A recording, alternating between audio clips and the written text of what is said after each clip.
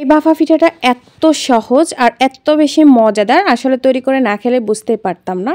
রাতের বেঁচে যাওয়া মাত্র ১ কাপ ভাত দিয়ে ভাপা পিঠাগুলো তৈরি করে নিয়েছি একদমই সহজভাবে। পিঠাগুলো সারাদিন থাকবে একদম সফট, তুলতুলে নরম। তাহলে চলুন আর কথা না বাড়ি আজকের রেসিপিটি শুরু করি।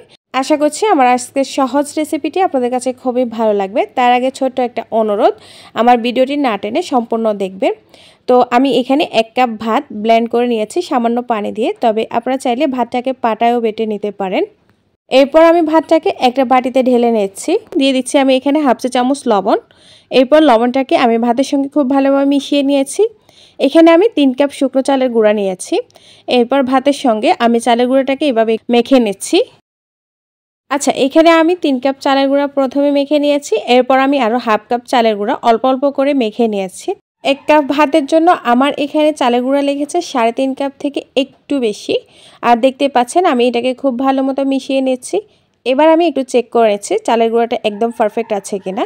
ভাতের মধ্যে কিছুটা চালের গুঁড়া নিয়ে এভাবে একটু মুষ্টি বন্ধ করলে দেখবেন এটা মুঠ পাকিয়ে গেছে। এরপর আবার একটু চাপ দিলে এটা ঝুরঝুরিয়ে পড়ে যাচ্ছে, তাহলে বুঝতে হবে এটা একদম পারফেক্ট আছে। এরপর আমি এরকম একটা স্ট্রেনার নিয়ে চালের গুঁড়াটাকে খুব ভালো মতো চেলে নিচ্ছি। আর এটা কিন্তু ভাপা পিঠা তৈরি করার জন্য একদমই ইম্পর্ট্যান্ট, চালের গুঁড়াটাকে অবশ্যই চেলে নিতে হবে। এতে করে ভাপা পিঠাগুলো কিন্তু অনেক বেশি সফট হবে। এরপর আমি এখানে দিয়ে দিচ্ছি হাফ কাপ নারকেল কোড়া, দিয়ে দিচ্ছি আমি এখানে হাফ কাপের মতো চিনি।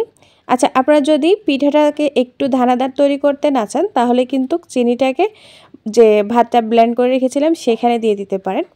তো আমি চিনি আর নারকেলটাকে চালের গুঁড়ার সঙ্গে খুব ভালো মতো মিশিয়ে নিয়েছি। আর দেখতে পাচ্ছেন চিনিটা পরে দেওয়ার কারণে কিন্তু চালের গুঁড়োটা একটু দানাদার হয়েছে।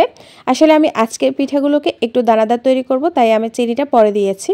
এরপর আমি ভাপা পিঠা তৈরি করার জন্য এরকম একটা বাটি নিয়েছি। এরপর আমি এখানে চালের গুঁড়া দিয়ে হালকা একটু আঙ্গুল দিয়ে চেপে নিয়েছি। এরপর উপর দিয়ে দিচ্ছি নারকেল কোড়া, আবারও একটু চেপে দিচ্ছি। এরপর শুকনো একটা কাপড় দিয়ে আমি এটাকে খুব ভালো মতো মুড়িয়ে নিচ্ছি। আজকে ভাপা পিঠা তৈরি করার জন্য আমি এরকম একটা পাতিল নিয়েছি।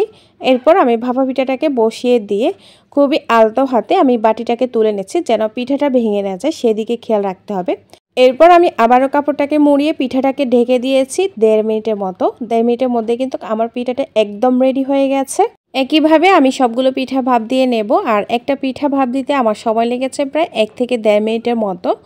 তো দেখতে পাচ্ছেন পিঠাটা খুব সুন্দর মতো ভাপিয়ে নেওয়া হয়ে গেছে। এই পিঠাগুলো কিন্তু একদমই সহজভাবে খুবই অল্প সময় তৈরি করে নেওয়া যায়। আশা করছি আমার আজকের রেসিপিটি আপনাদের কাছে ভালো লেগেছে। আমার রেসিপিটি ভালো লাগলে প্লিজ লাইক, কমেন্ট, শেয়ার করে অবশ্যই আমার পাশে থাকবেন। আর রেসিপিটি অবশ্যই বাসায় একবার ট্রাই করে দেখবেন, খেতে কেমন হচ্ছে সেটা অবশ্যই কমেন্টে জানাবেন। তাহলে আর কথা না বাড়িয়ে বিদায় নিচ্ছি আজকের মতো। আসসালামু আলাইকুম।